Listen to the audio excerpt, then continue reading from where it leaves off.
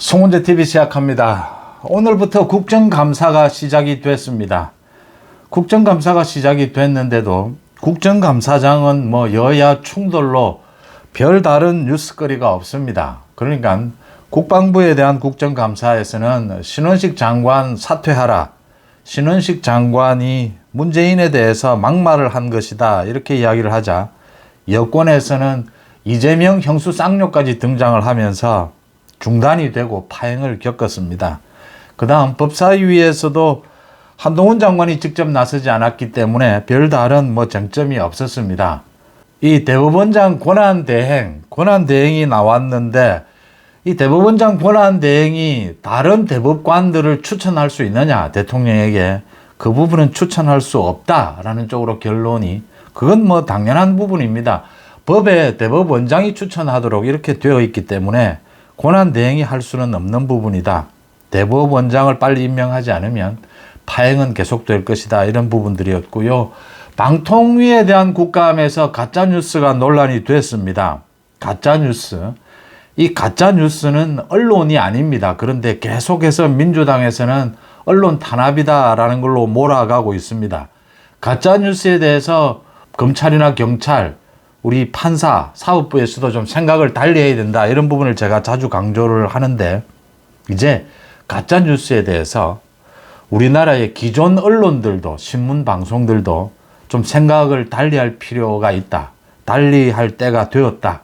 이게 법이 제정되기 전이라도 기존의 언론들도 이 가짜뉴스를 도려내야 기존의 언론이 살 수 있다라고 하는 것입니다. 그러니까 조선일보나 KBS 모두 가짜뉴스에 대한 단속 이야기가 나오면 궁극적으로 반대를 합니다. 이 가짜뉴스에 대해서 엄벌에 처하는 법안을 제정하겠다라고 하면 기존의 언론들이 모두 반대를 합니다. 언론을 위축시킬 수 있다는 것인데, 언론을 위축시킬 수 있는 부분도 있을 겁니다. 그런데 이 가짜뉴스를 도려냄으로써 건강한 언론이 더 활성화될 수 있는 이런 이점도 있다. 그래서 이걸 형평을 놓고 본다면 이 가짜뉴스를 도려내는 것이 훨씬 이 언론에 도움이 된다. 언론 자유 보장에 더 도움이 된다. 이렇게 생각할 필요가 있다. 미국도 이렇게 생각이 바뀌면서 가짜뉴스에 대해서 엄벌에 처하는 이런 법안이 만들어질 수 있었습니다. 그런 부분들을 다시 한번 환기할 필요가 있고요. 그래서 오늘 국정감사보다는 이 선관위의 선거관리 전산망이 이 투개표 조작을 할 수 있다, 해킹도 당할 수 있다라고 하는 이 국정원 등의 이 검사 결과가 충격적이었습니다. 그러니까 선관위의 이 조직 관리라든지 또 이 선거 관리 이 전산망도 굉장히 부실하고 허술했다. 그래서 얼마든지 이게 부정선거가 가능했다. 물론 실제 이루어지기에는 굉장히 어려운 과정이 있습니다. 이 사람 손을 거치는 부분도 있기 때문에 이게 굉장히 어려운 과정이긴 하지만 부정선거를 할 수는 있다. 누군가가 기획해서 이 대규모로 동원이 됐다면 이게 해킹도 가능하고 이 조직 관리도 허술했기 때문에 이 선관위의 직원들이 동조를 했다면 가능했다라는 사실은 굉장히 충격적입니다. 그래서 내년 총선을 앞두고 이 선관위의 선거 관리 업무, 이 부분에 대해서 근본적으로 재검토해야 된다. 선관위를 해체하라라고 하는 이야기도 설득력 있게 나오고 있습니다. 또 한 가지가 소위 9.19 군사 합의, 이걸 폐기하는 것.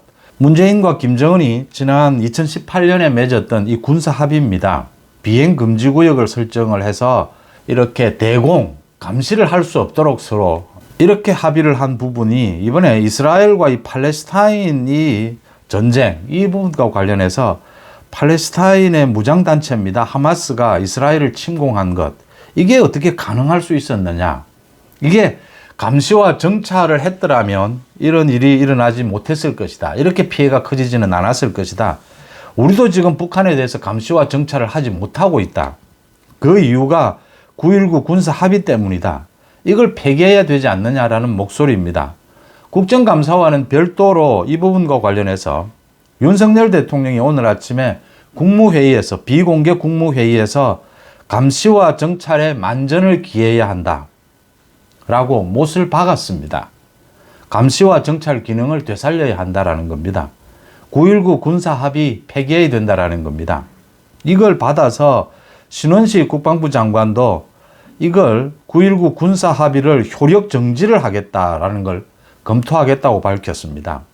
대통령에 이어서 국방부 장관까지 이렇게 이야기를 했으니까 9.19 군사합의, 남북 군사합의 이게 일단 효력이 정지될 것으로 보입니다.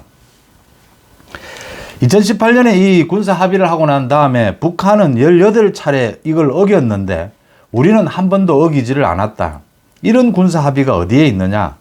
남북 군사합의 이걸 폐기를 하려면 국회에서 법으로 폐기를 해야 합니다. 그런데 지금 뭐 국회의 협조를 얻을 수는 없습니다. 그래서 방법이 없느냐? 그 방법을 찾아냈다라고 하는 것입니다. 남북관계발전법 제23조 2항입니다.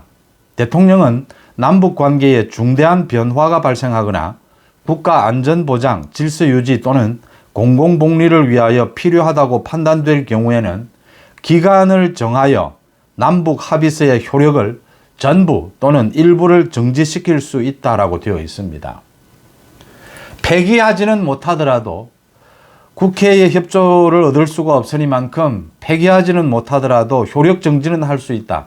국무회의의 의결로 효력 정지는 할 수 있다 이겁니다.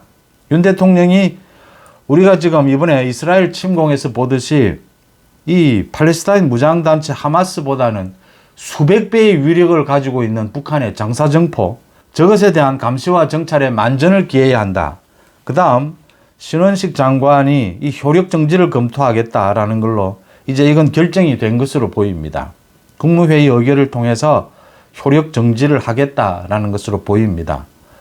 이 하마스보다 수백 배에 달하는 엄청난 군사력으로 북한이 지금 이 휴전선 부근에 진을 치고 있는데, 장사정포라고 하죠. 진을 치고 있는데 우리는 거기에 감시도 하지 않고 있다. 이건 말이 안 된다라고 하는 것입니다.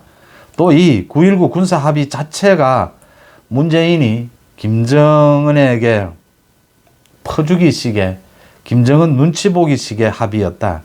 이런 형평성에 맞지 않는 이런 군사합의는 당장 폐기를 해야 하는데 이게 법적으로 국회에서 어려우니까 효력 정지부터 하겠다라는 결정을 윤석열 정부가 했습니다. 다행스러운 일입니다.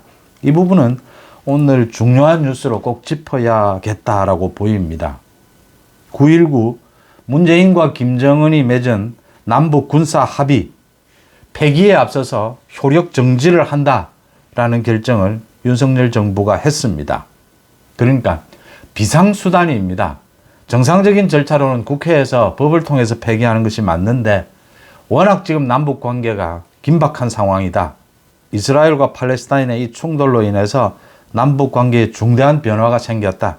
그래서 일단 효력 정지부터 한다라고 하는 결정을 내렸습니다. 적절한 결정으로 보입니다. 송은재TV 마칩니다. 고맙습니다.